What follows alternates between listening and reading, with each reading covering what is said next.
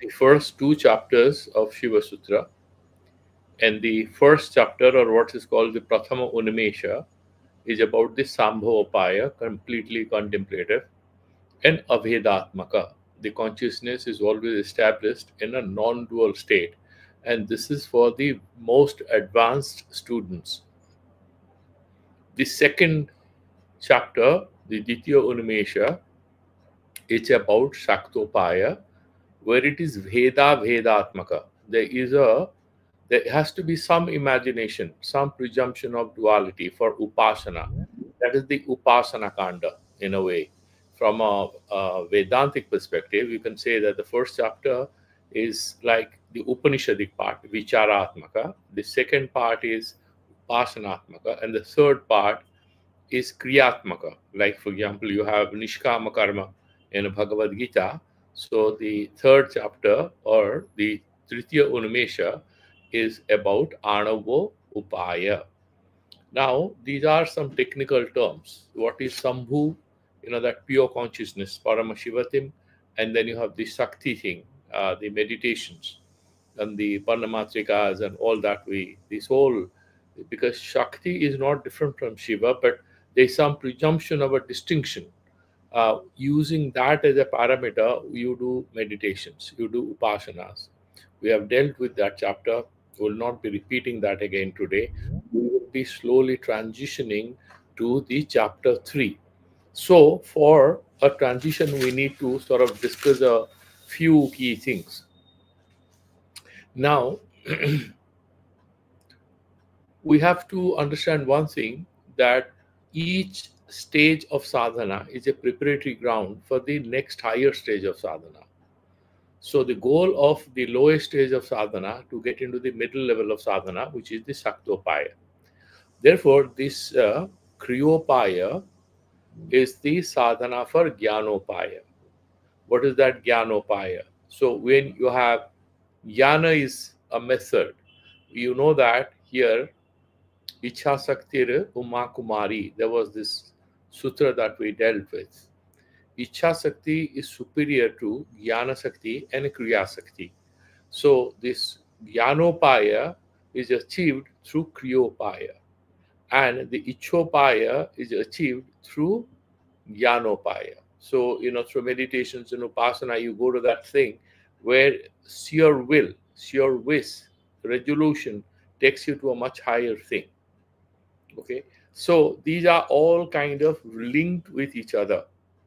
So first thing to mention this Anavopaya, it's not to denigrate this particular sadhana, because there is always a beginning in all sadhanas, and this in that sense perhaps can be considered to be the most important and significant aspect of this whole meditation on the Siva Sutras. The third chapter, we have to start in a reverse order. So in fact, if a person wants to start doing anything for sadhana, he has to start with the third chapter. Therefore, it's very, very important. Now, if you ask me, what is that Anava? Anu Samandhiya. Anu is what? The moment anybody mentions Anu, what are the words that come to your mind?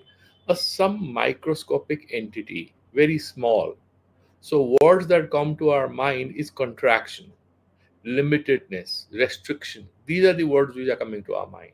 So Anava Upaya is definitely about a consciousness which by its very nature is infinite. Consciousness by very nature is infinite, but because of the state in which it is there, it's behaving like a very restricted, contracted piece of consciousness. And this particular presumption is the reality at that moment. Like, for example, a very powerful athlete falls sick. And then if you look at the vital parameters, they are on a sudden decline. All the medication, what he has to do, that will be decided in the light of the vital parameters that he can watch. What is his blood pressure? And then all the things, the doctors will look at it. Similarly, the Anavopaya, that word, is not to denigrate that particular state, but in order to specify what is the level and what kind of sadhana path is advised for the aspirant at that particular moment. So that is how Anurnama Sputa Veda Tadupaya Ihanavaha. So this Anava Upaya, where there is a understanding of duality. So generally, if you look at all the Bhakti Paramparas, they don't realize all these, that I am verily Krishna, I am Paramashiva, Shivoham, Shivoham. They may be playing the particular, Nirvana Sathakam. They may be listening to it.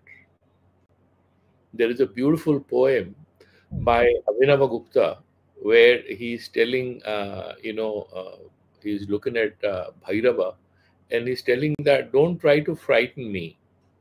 I'm all the time lost in Lord Shiva, and you have these frightening eyes, but perhaps you need to recognize that I am full of the energies of Bhairava, because I'm all the time Shiva Aradhana Paraha. I'm all the time dedicated to the Lord Shiva.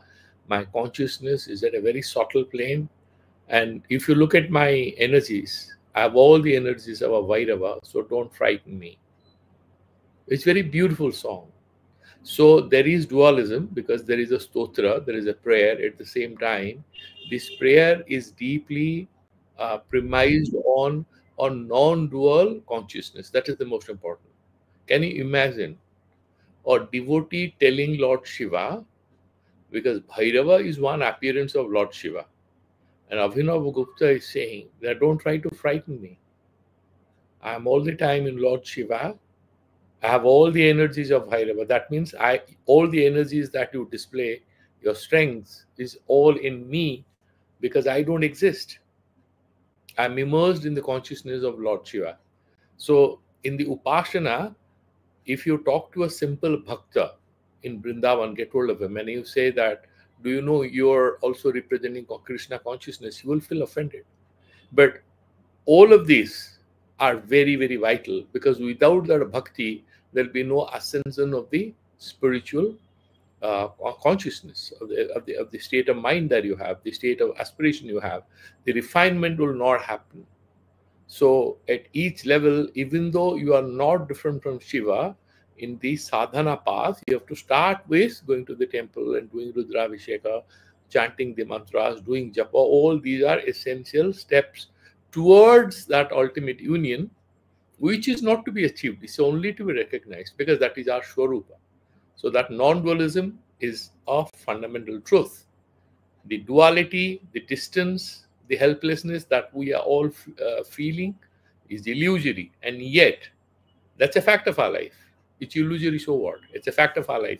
So we have to work on it to transform it. Therefore, this Anavopaya is also very important. Then he's saying this. So this particular consciousness that we have, Uchyate vastuto smakang Shiva eva yatha vidaha Swarupa gopanam kritva so prakasah punastatha. You might ask this question: if our Swarupa is of Paramashiva, we are all pure consciousness, why the hell on earth we should at all have this feeling of loneliness? Why should at all be any eventuality where we are susceptible to committing moral errors, some kind of mistakes? Why should we do any mistakes? Sometimes we get very angry with ourselves. How could I do that? But the devil is in the details. It's about that particular state of mind in which it appeared to be the most appropriate thing for you to do. And you did it. Now your consciousness has suddenly elevated itself. You're looking back at it and you're feeling bad. To explain all this, there's a beautiful metaphorical explanation saying that Lord Shiva has hidden himself. It's a part of his Leela. Vastuta asmakang Shiva eva yathavidaha. Our Swarupa is nothing different from Lord Shiva. However, Swarupa gopanam kritva. And we do not, that we fail to recognize who we are, we can speak it or we can spell it out in different words, saying that we have deliberately hidden ourselves, not consciously. It's kind of unconscious, also conscious, because whatever papa punya we are doing in this life, whatever steps we are taking, that decides where we are going to be. That particular school of thought has suddenly become less popular these days. There were some great European philosophers during the Second World War and afterwards who were very popular among young people. They are called the existentialist thinkers like Jean-Paul Sartre, Gabriel Marshall. There were many such people. What they were saying is that there are two kinds of things: being in itself, being for itself. What is being in itself? Like, for example, they will say that if you look at this pencil, this is a mechanical pencil, and this pencil, the moment it comes out of the factory, it is decided what it will do. It will have to write, and then it breaks, it will be thrown away. The destiny of the pencil is decided in the factory. But in case of a human being, it's a being for itself. It's in a state of becoming. It's not fixed. We have been given a human mind, few emotions, few organs, and a physical body. That only gives us the minimum condition for our emotional, intellectual, spiritual evolution. It doesn't set the upper limits of what we are going to be. So, what we are doing today is going to explain what we are going to look like, what we are going to experience tomorrow. And that's why they said existence over being. There is nothing called I am this, no essentialism. I am X, Y, Z. These are erroneous self descriptions which they described as bad faith. You fix yourself into a cage through a mental illusory concoction of who you are, and then you organize all your behavior to fit into that particular cage, that particular ideal type that you create about yourself. I'm a leader. I'm the, I come from this family. This is my nationality. So he picks up a story in that novel called Nausea, that there is this guy who is behaving like a clown. And he looks at this guy, he's sitting in that bar, and he's saying that he has assumed the role of a clown. Then he has started believing that his chief goal of life is to make others laugh, and therefore he's behaving like a clown. He's not a clown. He's a human being. He could be a philosopher. He could be a singer. He could be a musician. He could be a painter. He could be anything. But he has accepted this particular thing, that I am a what? I'm a clown. I'm a joker. So I'm supposed to walk in a funny way so that others make fun of me, and that is his success. Being mocked at is a mark of his success. And who has given that to him? He himself has chosen it. So ultimately, existentialist thinkers will say that ultimately we are accountable for anything that happens to us, because whatever we look like we are is an outcome of our past choices. Whatever we want to be is a product of our choices today. Why am I talking about all this? I'm talking about all this that we have become sankuchita, we have become narrowed, restricted, limited in our consciousness. And we are in a state where, in the third chapter, they will say that we are having pashubhava. We are attracted to things almost like an animal, attracted to tasty food. We want to lay around, good bed, and all that. Very animalistic desires take over our consciousness. And why so? Because we have assumed that animal behavior, that framework of our mind as a given, is what we are. And we can be spiritual, provided we agree, provided we want to assume it. That is what he's trying to explain by saying that we have, in a way, hidden our Shiva nature, and we have assumed our Pasu nature, if that sort of makes sense. So that is how it happens. And whenever a person comes out of a very depreciated, a restricted, a limited state of consciousness or activities in his life, he comes out of that dungeon. One poem which always strikes me again and again when I think about this particular Pashubhava is that very famous song, Hotel California. What are the lines? If you look at the lyrics, he's saying that You can check in, but there is no retreat. There's nothing called a checkout. You can't leave this place. Some people say that it's all about drug abuse and stuff like that, or underworld. But once you have checked into this world of Maya, delusion, self-limiting conceptions of who we are, then you are programmed to be here all the time. He says in that poem that you are programmed to be here, and there is no real thing. It's been quite a while that we have experienced that spirit of freedom. It's gone. What has replaced that spirit of freedom is the spirit that you consume, alcohol. So if you listen to that song, if you read the lyrics, and there is so much of research, because it's a very philosophical song and it talks about our life, but more importantly, perhaps it's talking about what we are dealing with this in the third chapter, the Pashubhava Swarupa Gopanam Kritva Swaprakasha Puna Tatha. So we have done Swarupa Gopana. Lord Shiva has given us this situation now. And why he's doing this? This is nothing difficult to relate. You as a child would remember sometimes your mother or your dad played hide and seek with you. So they'll hide somewhere or they cover their head with something. They play with the child. The child finds the mother again. The mother rewards the baby. It's like God has hidden himself or herself from us, challenging us to recognize that reality, which is not easily available to us. So when you refuse to pursue the mother will give you some hints to go and reach her. That is the game. That is the robber and cop game. So you have that hide and seek. So that's what Lord Shiva is doing with us. That is one way of making sense of this particular thing.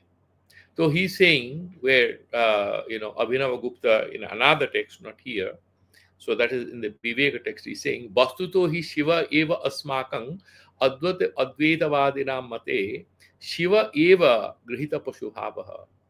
That Shiva himself has assumed that pashuhava, that we look like animals, because our Swarupa is Shiva bhava only. Swa swatantriya mahatmat atmanam prachadya. So, with his own power, he has hidden himself. Tathavido badhyadi rupa. Then you have sort of, and you are kind of tied up and stuff like this. Then you are parimitaha pramatashyata. So you see, you have that jnana sakti, sarvagyatva. It becomes vidya sakti, that pancha kanchukatva, if you remember, we had done it.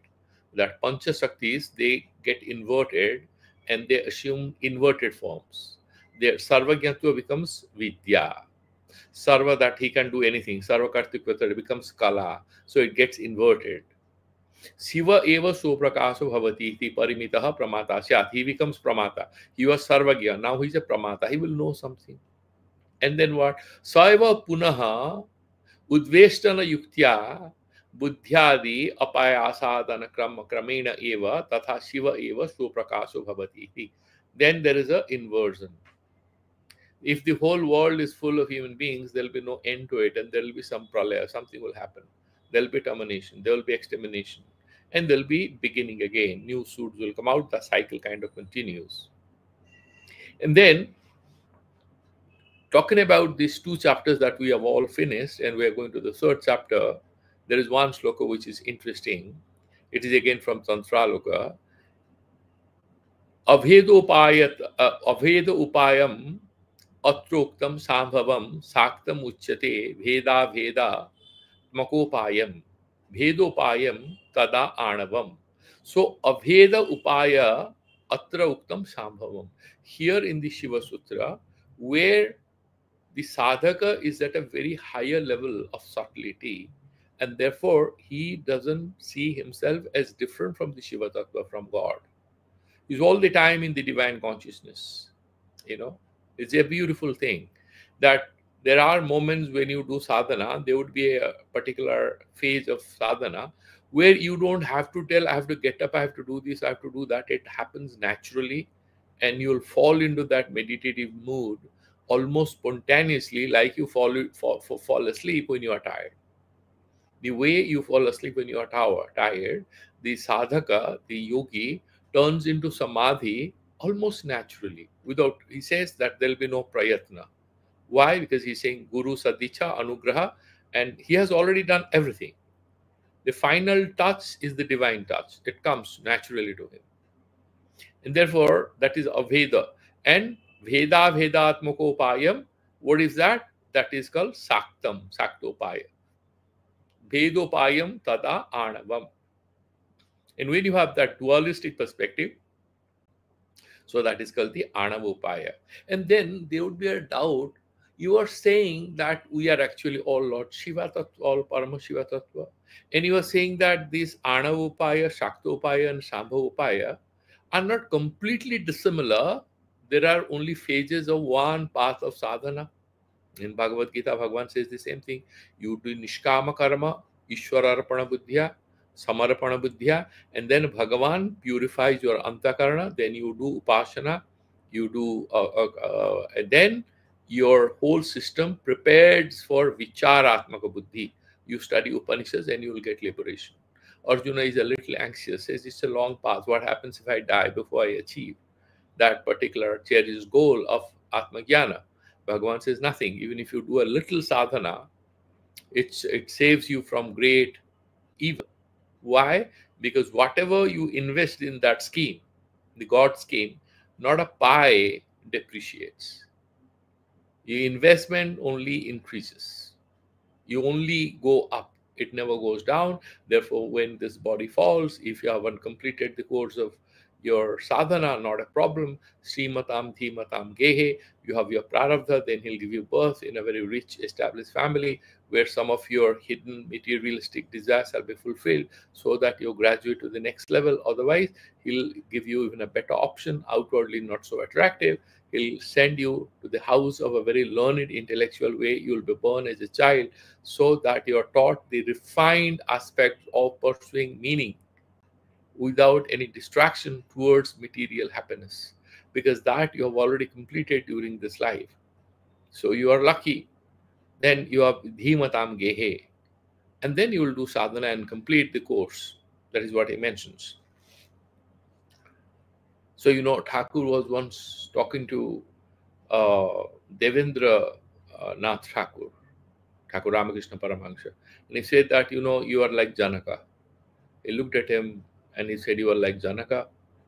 You have all the benefits of a Jamidari life at the same time, despite your upbringing and your refinement and everything, your heart remains completely clean. And despite the fact that you have children, you have a family, everything, so many children, you are disconnected from all this and your mind is all the time dwelling in the Brahman.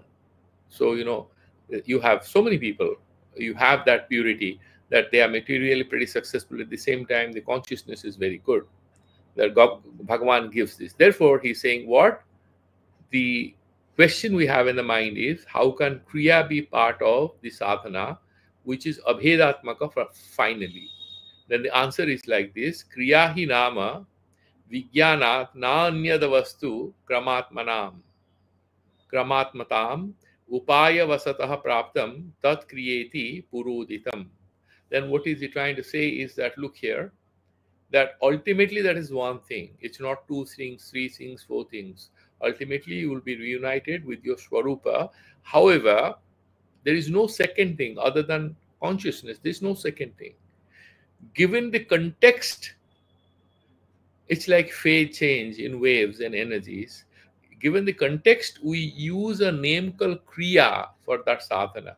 But what is it? That is Chaitanya only. It has taken the form of Kriyatmaka sadhana. Like, for example, for Advaita Vedanti, for whom everything is pure consciousness.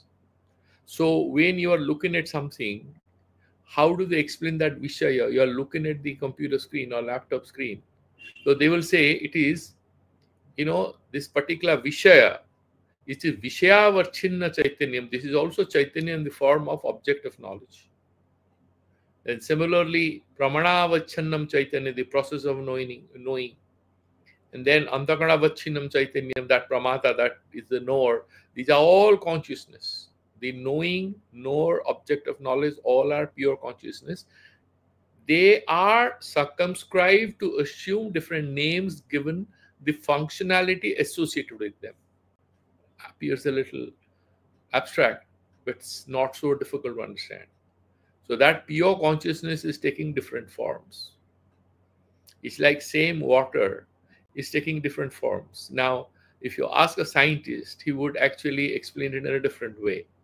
You would say, okay, before the supernova explosion or whatever, before everything started, did you have this duality of so many atoms and you have the periodic chart and valency is different, the different groups of material? Did you have all these elements?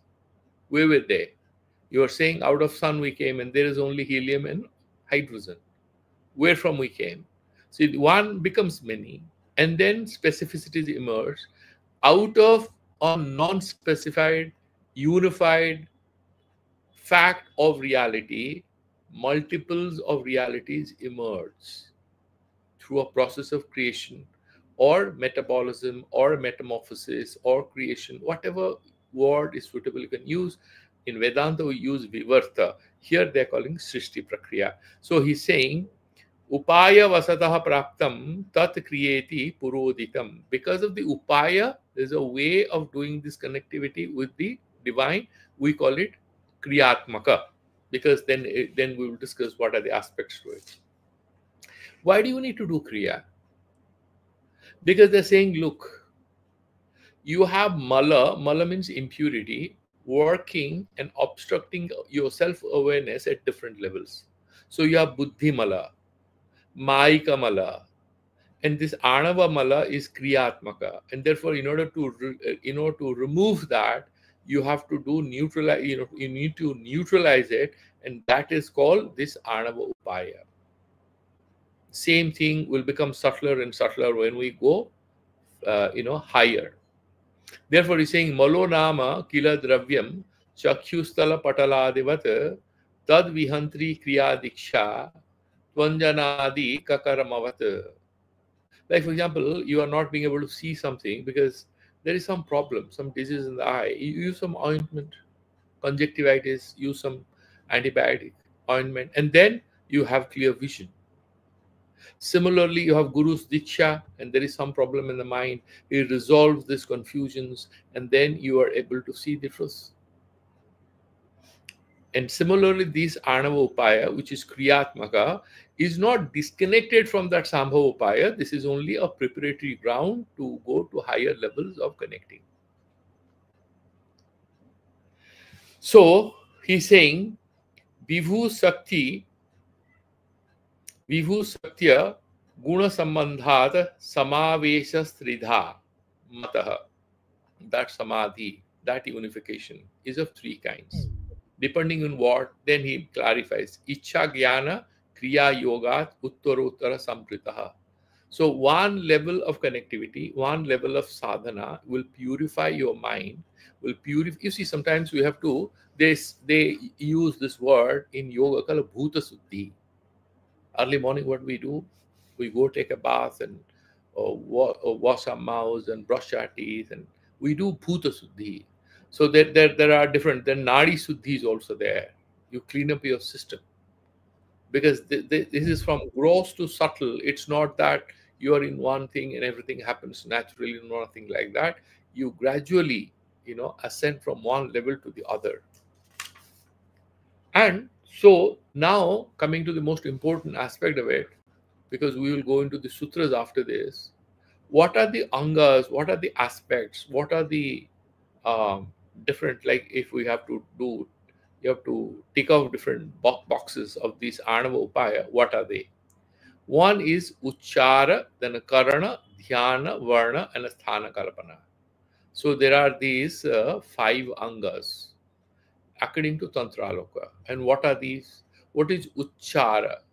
Uchara Rahita. You remember that particular sloka we had done when we were doing the Saktopaya. Uchara is Sthula Prana Vyapara. Sthula Prana Vyapara. There are different ways we can discuss this. So Prana Uchara. So, we have done these Varnas. We'll also go there. When you do Ucharanam and you do breathing exercises, that is broadly that you can call it pranayama, but you have these pancha pranas, prana, pana, vyana, udana, samana. All these pancha pranas are there. 6th chapter in Bhagavad Gita deals with it a little. So these pranavayu, controlling your pranavayu, putting it into balance. That is what is uchara. That is one. That's stula thing. Then karana.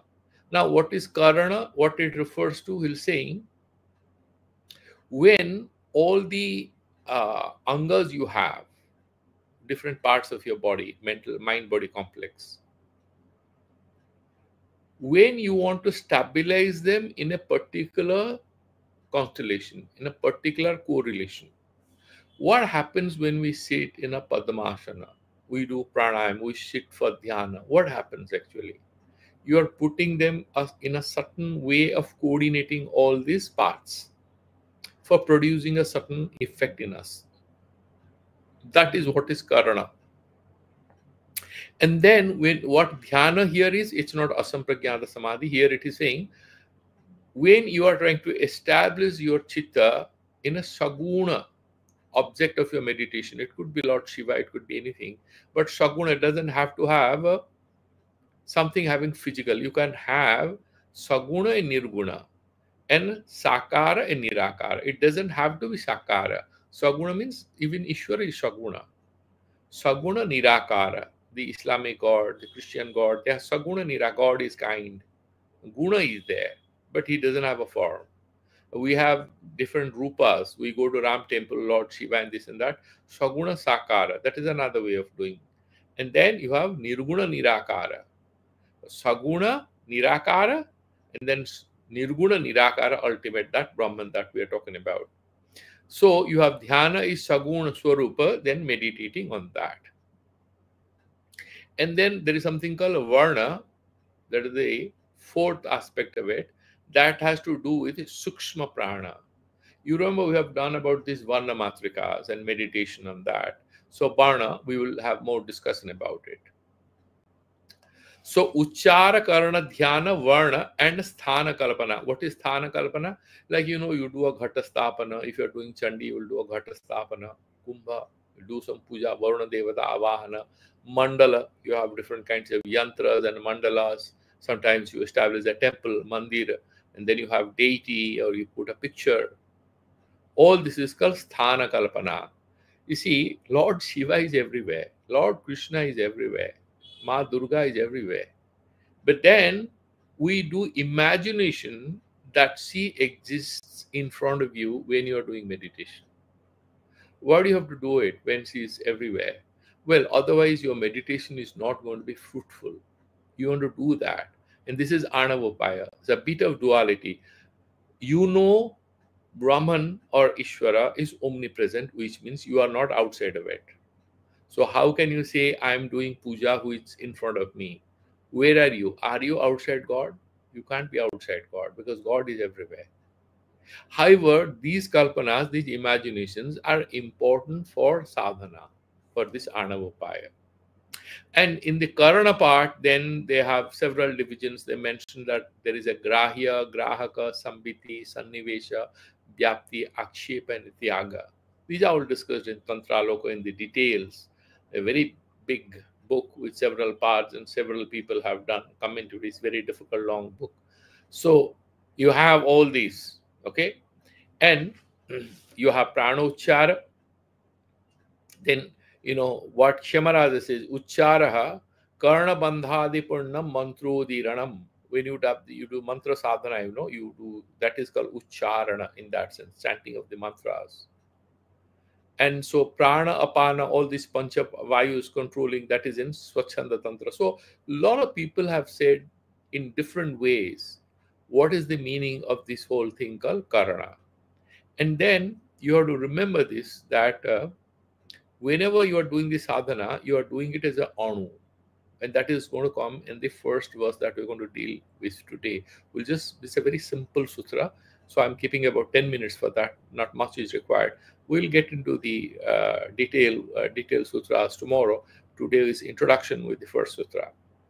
So what is anu? Anu, remember this one, that you see yourself as a parimita pramata or a pashu or jiva. God knows everything. We are kinchit gya. Bhagwan is sarvagya. We know a little. He knows everything. But this state of knowing a little is the state in which we are going to start our sadhanas. So we will recognize it. Paramarthikatvena, we are no different from that consciousness, pure consciousness, Tattvamasi. However, Vyavaharikatvena, right now we are Kinchitya, that is our given state of being. Uh, but we are going to start our sadhana there. Then Varna, then we have a little about this particular word. Uh, let's look at what is called Sthana Kalpana. So, how do you do Sthana Kalpana? So you have these nadis in each, and you have these chakras, right? You have this Muladhara chakra, Swadhisthana, Manipura, Anahata, Vishuddha, Agya, and a Sahasrara. You have all these seven chakras in you, and then you meditate on them one by one. Similarly, you have different kind of the Ida, Pingala, and Sushamna nadis, and the Linga and the Jatvara. You have to do this Havan and all, and then Pratima. You want to establish and do Prana Pratishtha, do some puja. All these you have this Chitta Niyojana, focusing your mind and attending to them. These are kind of props for your spiritual sadhana. So this is Sthana Kalpana, and then what you have, that you have this Prana Sakti, that spandanatmaka, that vibration which is happening in your mind. So you are going to now control it, and you want to guide yourself. So if you go to anyone, a Buddhist monk, for example, will say that my mind is running around. You're saying that do vipassana. Vipassana is observing yourself, in a very simple, naive way to put it. But my mind is jumping around. What do I do? So he will say, okay, you start with samatha meditation. And what is that? You will say, no, you don't try to manipulate your brain to become stable, but do some regulated breathing for some time. And your mind will come to a state of concentration, which is the initial stage or preparatory ground for starting the vipassana or self observation. You have come to that stability, concentration, then don't control it. You start watching, you start describing things. I'm sitting here, this is my leg, there is a little pain there. So you describe yourself, watch your body, watch your mind, your emotions, your thoughts, and they are illusory, you'll realize, and mind becomes quieter and quieter. So they will give you this particular thing. That's what he's saying, that so that spandanat in kriya sakti. So when you do that, you start with that uchara, that prana sakti, that you control it. And ghatastapana is mandala nirmana, all that And then, so you have prana that you're going to work with. Pancha pranas are there. And sharira would mean what? There is sukshma sarira and there is thula sarira.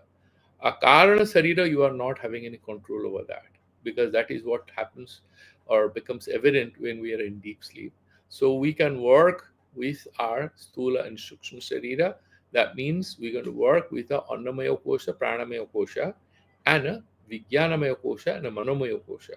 Anandamaya kosha is the state where we go into when we are in deep sleep or in samadhi. So, and then what are the Vedas? 11 aspects, Bahyas. You have these Pancha Karmendriyas, Pancha Jnanendriyas, and Manas. So you have those 11 sense organs you have. So you have that Pranatmaka and Pancha Pranamaya Uchara. You're having that meditation, you have that breathing. And Chidatmaka Uchara, you remember that mudra, then we had Khechari Mudra. A khechari is not actually breathing manipulation. To have that feeling of sweetness, the dripping of the saliva which comes and touches your tongue and you feel it's very sweet. No, he says it's not about that. Khechari mudra really is having that abhedatmaka pratyaya. Khecharati ti khechari. That is what we had done, mantra and mudra. And then he's saying ucharanam cha pranadya Vyana anta panchavrittyaha. So you have prana, upana, udana, vyana, in all these 5. Adyatu prana navikhya panchocharatmika bhavet. That in Tantru Alaka. And what is varna? He says a varna, pranatmaka uchara. That in which you have that anahata thing. You remember when we did this varna matrikas, we said a and ha, and you have the ha, that anahata chakra is here, that Shakti thing. And this is the beginning of Barnotpatti. So that is what the Varna. So that is the Srishti Bija. Okay. And Sanghara Bija. It starts in this body. So finally, just to sort of Anava Samavesha, the meditation, the culmination of this Anava Upaya, what happens? We will deal with this in different steps in the whole chapter. So he's saying Uchara Karana Dhyana Varna Sthana Prakalpanaihi Yo Bhavet Sa Samavesha Samyaga Anava Uchyate. So through these five angas, what are these five angas? Uchara, Karana, Varna, and Dhyana and Sthana Kalpana. So with these five aspects of your Anava sadhana, whatever you reach is called Anava Upaya. And what is the Sakta Samavesa? The second chapter we dealt with. We saying Uchara Rahitam Vastu Cheta Seva Vichintayan. You try to all contemplate it within. You don't have to go to a temple or do pranayama or do any linga, any kind of external activity. Sa samavesam apnoti shaktaha sotra vidiyate. We have already dealt with it in the second chapter. The first chapter, you remember if at all, akinchit chintaka seva. He's all the time in that infinite consciousness. He's not limited by anything. There is nothing that he's thinking about. There is no object of his consciousness. Jayate samavesha sambhava aso udahritaha. So now, having dealt with it, you know that the Anavopaya is Veda Prathatmaka. There is duality. There is Bhakta Bhagavan kind of duality is there. Sansara Jiva kind of duality is there. And you are doing this sadhana assuming that right now you are in a state in which you see yourself as helpless, as limited, and all that. Not a problem. And you'll start your sadhana. What is the first sutra he's saying? Atma Chittam. Now, it frightens us because Siva Sutra in the first chapter, first sutra, what was it? Chaitanyam Atma. When you're talking about Atma, the Swarupa is pure consciousness. You are not a Jiva. You are not an individual. Here is pure consciousness. We are all appearing as different from each other. You know, that not much different between that Shiva Sutra or Vedanta, with some minor difference. The only thing is that non-dual spirit of the sadhana in both the domains are invariably more or less the same. So, in the Saktopaya, we will not go there. Just remember this, that here we are talking about not Atma is Chaitanyam. We are saying you are saying Atma, not Chaitanyam, but Chittam. And what is Chitta? The mind. Why are you saying this? What kind of Chetana? Is it the same Chetana in the first chapter that we are talking about, or it is something else? Let's look at it, what he's trying to say. So, when we are dealing with it, we will look at the commentaries. The Sanskrit commentary will look at it. So he's saying, Tribra Sakti Pata Vratam Suprabruddha Yoginam. So he's saying what? Tibra Sakti Pata. You have Tibra Sakti Pata, a Madhyama Sakti Pata, and a Manda Sakti Pata. The transfer of energies from the Guru to the Shishya, when it is very forceful, because that person is ready to take it, he is of a higher caliber. Why? He Suprabhuddha Yoginam Krite Sambha Upayasya Sattvapadesha Kramoktam. So you have Tattvapadesha, that Upadesha happens at a very higher subtle level. Kintu Madhyamadhikarinopi Jnanavantaha Bhaveyuhu. There are some Madhyamadhikaris and they also can be Jnanavan. Tasmat Sampratam साक्तानाम उपाय प्रदर्श्यते. साक्तों का उपाय के बारे में बता रहे हैं. तत्र पूर्वस्मिन् प्रकरणे शक्ति ही परासंबित शक्ति. That shakti that we are saying is parasambit shakti. It's not about any individual thing. Purna ahanta mantra virya sphara rupa iti uktam. Mantra virya sphara rupa. You see, unlike in Sankhya Darshana, or the normal Vaishnava, or in Vedanta Darshana, Prakriti Jadatmika in Sankhya. It is with Purusha Sansarga that it behaves as if it has agency and it creates a samsara. Why? For Purushasya Bhoga Apavargartham. The Purusha will be trapped, he'll start enjoying, and then he'll say, "Hey, where am I trapped?" And then he will abandon it and he'll return to his own state. So they will compare the Prakriti or Shakti or whatever is like a dancer who comes onto the stage, it finishes the dance number, then she goes away. Job is over. That is not how it is in Kashmiri Saivism. The Shakti thing is not Jadatmika. She Chinmai Rupa. Chinmai means Chitmai. She Chaitanya Rupa.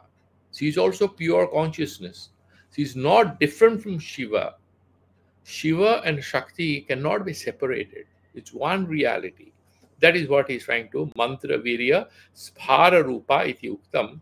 Atra koshu mantra. What is that mantra? Iti jignasayam. When you have that kind of doubt, mantrasya swarupam tavat nirupayati chittam mantraha. So when you have that kind of a doubt, the first mantra in the second chapter, he said, Chittam Mantraha. That's what we had heard. Okay. Now we are coming to the third chapter. And what he's trying to say it? Sampratam Anava Upayam Kramasho Vivechayan. Shaktopaya ho gaya. Ati Sankujitam Tavata Anuhu. That which is a very limited consciousness. Swarupam Nirupayati. What is the nature of that? Atma Chittam.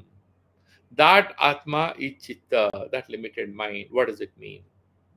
Vishaya Vasana Bharitam Nirantaram Yad Etad Adhyavasaya the Vyapara Buddhyahankara Kartiramanarupam Chittam Vartate Sa Eva Atma Atati Chidatmaka Swarupa Jnanena Prakasat चाल्यवर्णादीनां सत्वादिगुणकार्याणां वृत्त्या अवलंबनद्वारा नाना योनि संचरति.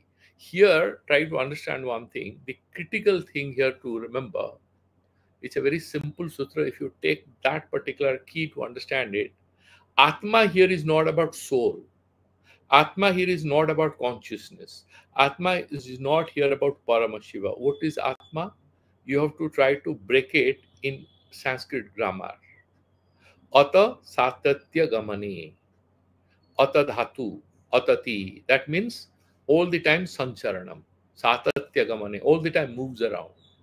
With Papa Punya, it will be born as an animal, as a human being, as a bird, as depending on Papa Punya. Sattva, Rajas, and Tamas, depending on what state it is living in and what body is going to. So it's always like a free radical.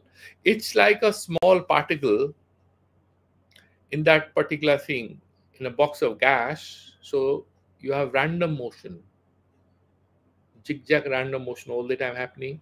Similarly, this Atma means this particular limited consciousness called the Jiva that we are. You look at yourself, you'll get the answer. All the time our mind is jumping from one subject matter to the other. We might appear to be much in control, but if you look at the brain waves, what's happening to us, we are all the time moving. We are in a dynamic state. Outside, we look stable, but all the time there is a movement. That is what is referred to as Atma here. The limited consciousness in the form of Jiva. It's not that Paramashiva, where he said Chaitanyam Atma. That is our Swarupa, and this is our Bighatita Rupa. This is what we have become because of the Swarupa Gopana of Shiva, or a kind of assumption as to who we are.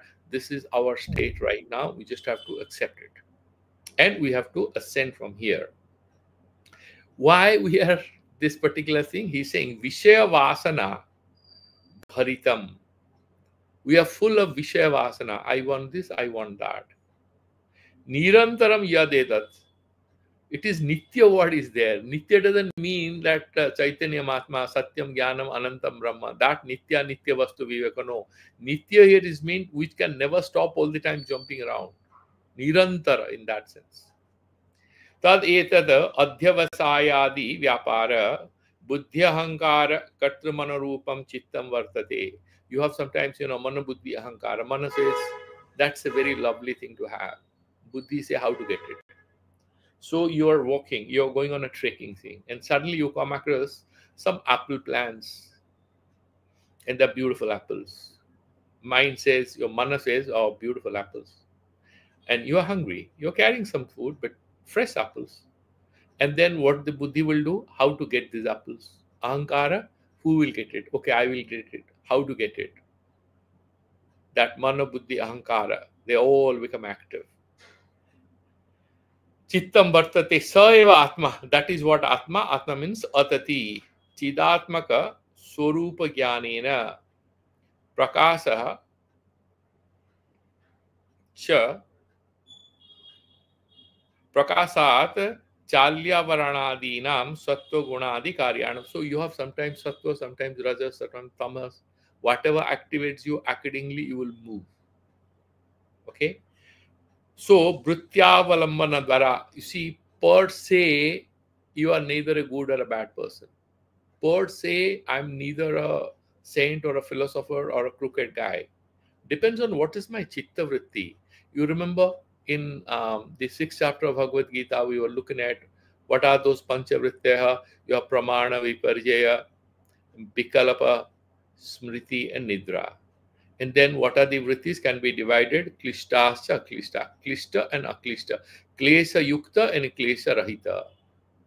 The klishta vrittis are there, so they trouble us. And there are aklishta vrittis, we call them pleasurable.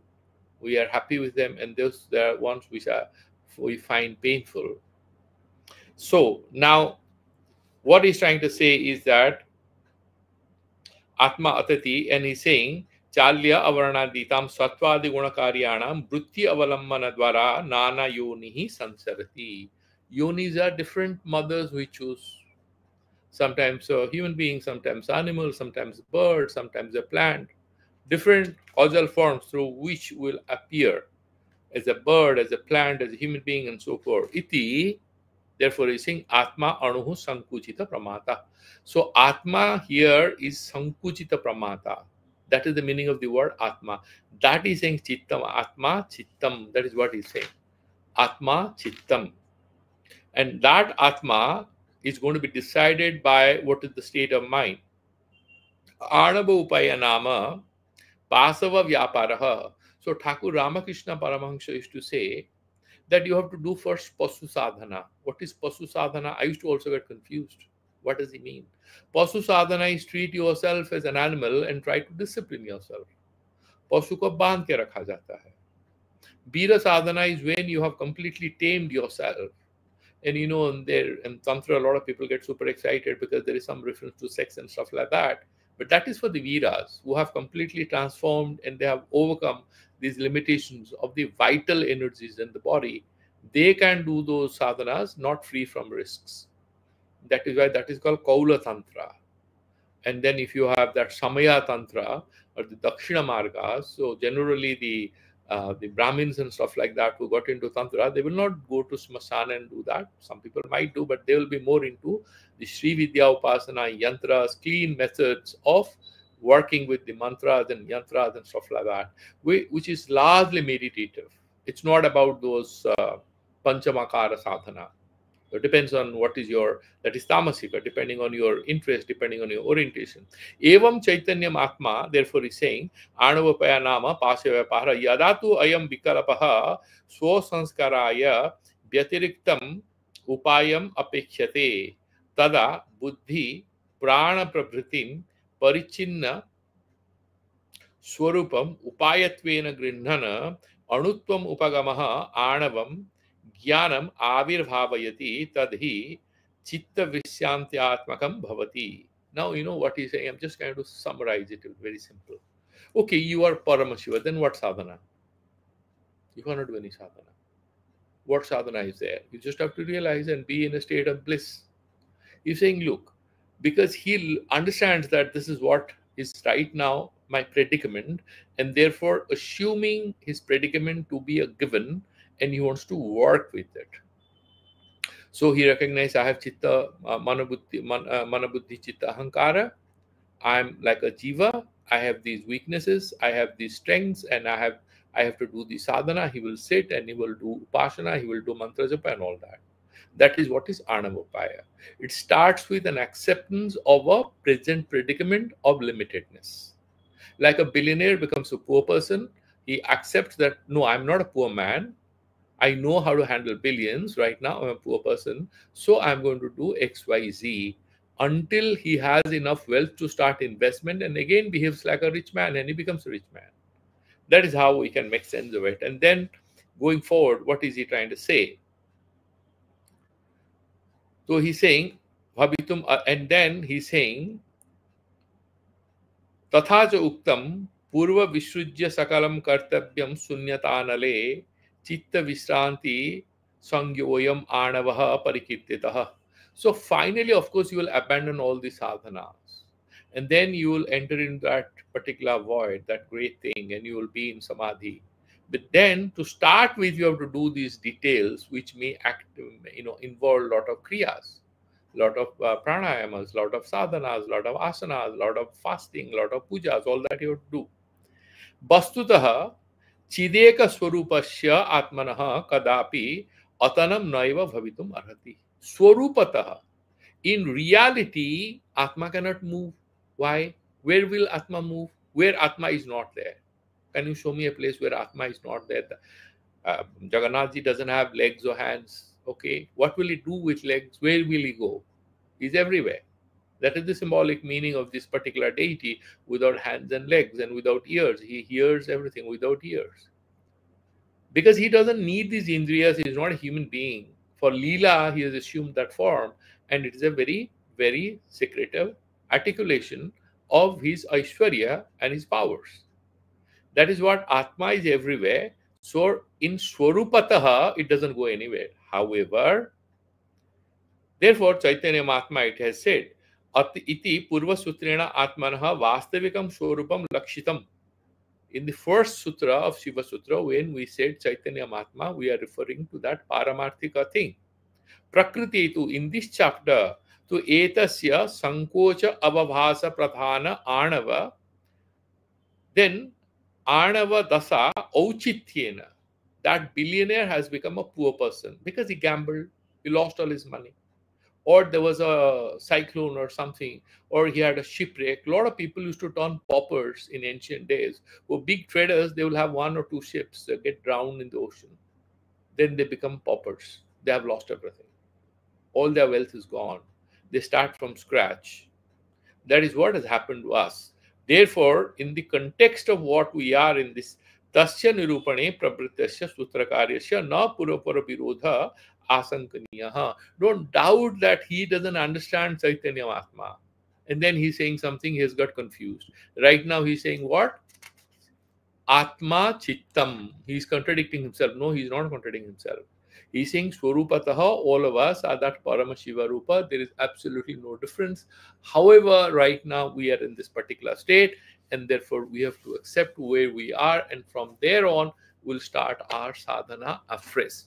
So we will stop here and we'll again reassemble tomorrow to take it forward, and we will also graduate into the next verse. So if you have any questions, please put in the group, because the other group, because I have another class immediately. So please let me know, and so we'll deal with it. So we can do the Shanti mantras if all of you are fine. Om Purnamadaha Purnamidam Purnat Purnamudachyate Vasisyate.